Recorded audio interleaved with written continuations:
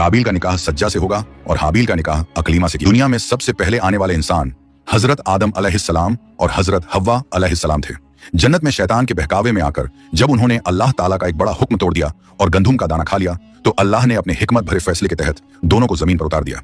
हजरत आदम अलैहिस्सलाम को सिलोन के इलाके में और बीबी हव्वा अलैहिस्सलाम को जद्दा के करीब उतारा गया और यहीं से इंसानी जिंदगी का असली सफर शुरू हुआ। शैतान की चाल को अंजाम तक पहुंचाने में मोर और सांप ने भी उसका साथ दिया था।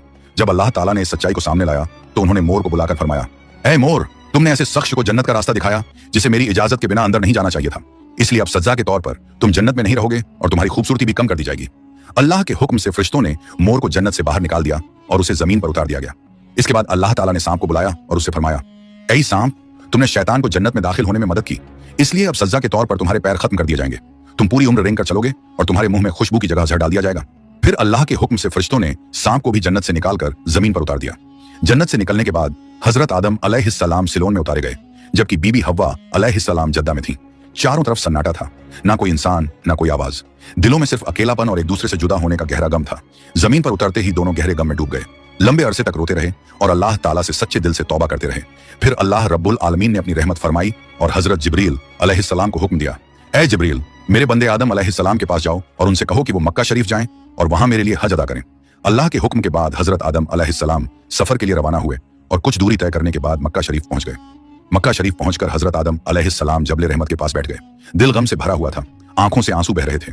वह अल्लाह के सामने हाथ उठाकर गिड़गिड़ाते हुए दुआ करने लगे, ऐ मेरे रब, मेरी और मेरी बीवी की खताएं माफ फरमा, हमें दोबारा एक दूसरे से मिला दे, हम पर अपनी रहमत और मगफिरत नाजिल कर दें। दुआ करते हुए हजरत आदम अलैहिस्सलाम ने आसमान की तरफ नजर उठाई। अचानक अर्श मुअल्ला नूर से चमक उठा और उस पर लिखे हुए रोशन अल्फाज दिखाई दिए, ला इलाहा इल्लल्लाह मुहम्मदुर रसूलुल्लाह। इस नूरी लिखावट को देखकर उन्हें वह पहला पल याद आ गया जब अल्लाह ताला ने उन्हें पैदा फरमाया था और सबसे पहली बार यही कलिमा उनकी रूह में उतारा था। उन्होंने दोबारा हाथ उठाए और बड़े अदब के साथ अर्ज किया, ऐ मेरे रब, अपने प्यारे हबीब सल्लल्लाहु अलैहि वसल्लम के वसीले से हमारी तौबा कबूल फरमा। हजरत आदम अलैहिस्सलाम की यह सच्चे दिल से की गई दुआ अल्लाह ताला को पसंद आई। फिर अल्लाह ने अपनी रहमत से हजरत आदम अलैहिस्सलाम और बीबी हव्वा अलैहिस्सलाम दोनों की तौबा कबूल कर ली और उनकी गलती को माफ कर दिया।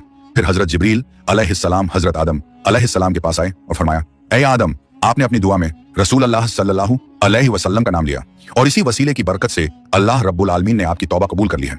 यह सुनकर हजरत आदम अलैहिस्सलाम ने अर्ज किया, ऐ जिब्रील, अपनी बीवी से जुदा होने के गम और अल्लाह की नाफरमानी कर बैठने के दुख ने मुझे इतना तोड़ दिया था कि मैं वो कलमा ही भूल गया था, लेकिन आज अल्लाह की रहमत से वही कलमा दोबारा मेरे दिल में उतर आया और उसी के वसीले से मैंने दुआ की।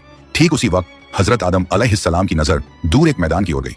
उन्हें महसूस हुआ कि जद्दा की तरफ से बीबी हव्वा अलैहिस्सलाम उनकी ओर चली आ रही है। यह मंजर देखते ही हजरत आदम अलैहिस्सलाम अपने जज्बात पर काबू न रख पाए